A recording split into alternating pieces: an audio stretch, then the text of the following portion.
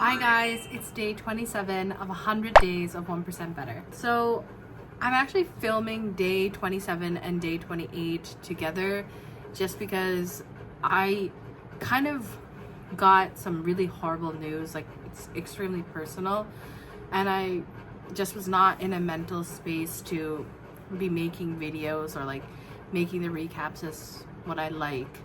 So I just gave myself time to feel my emotions and whatnot and then move forward.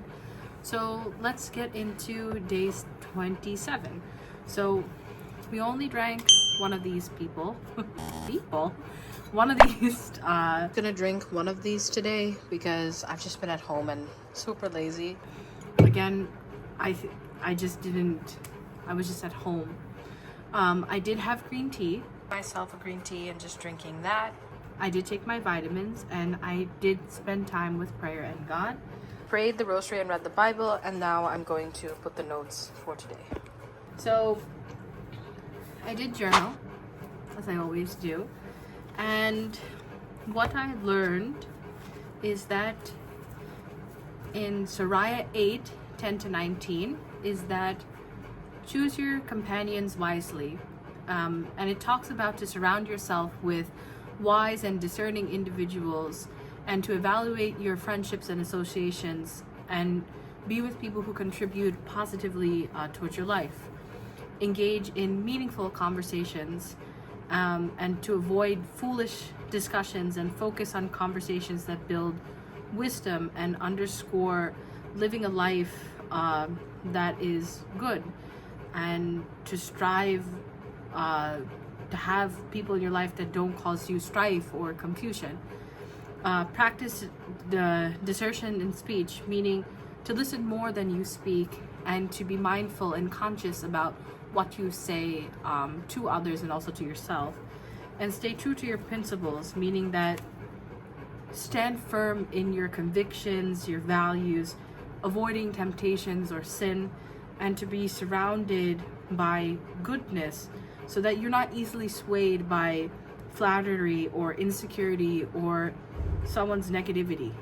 And that's really important. And as I mentioned before, the horrible news is sort of related to all of these things, and it's just important to me because God just speaks sometimes too directly, and it gave me the strength to make certain decisions that otherwise I would not have been able to do.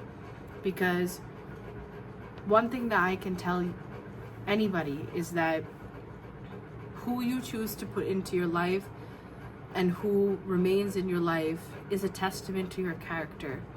So if you are a person who uses people, abuses people, and you have people who never call you out on it, then most likely the people that you surround yourself with are most likely those kinds of individuals as well. And if you're very immature, then most likely the people that you surround yourself with are also immature. And I'm not stating that I'm perfect here. I have my flaws, I have my weaknesses, and I have my shortcomings, right? But I've always been someone who actively looks at myself, evaluates that, and moves forward to try to learn, unlearn, relearn, become more mature.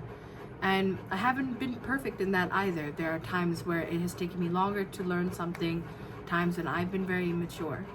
But one thing is that I know is that the people that I've kept in my life for such a long time, people who are always with me, follow the same habits. So this Bible passage, it's so true.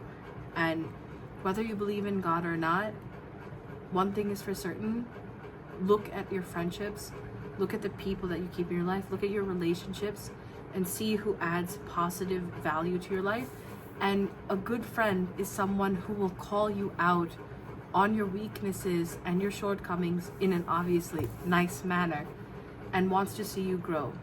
Not people who remain complacent to people's garbage and people's toxic behaviors and just allow people to roam on this earth to continue doing those things, never calling them out, always supporting them in their negative actions and behaviors. It says a lot about those individuals. right? Sorry I got a little serious there, but it had to be said. And if that bothers some people, you can go take it up with your ego or with God.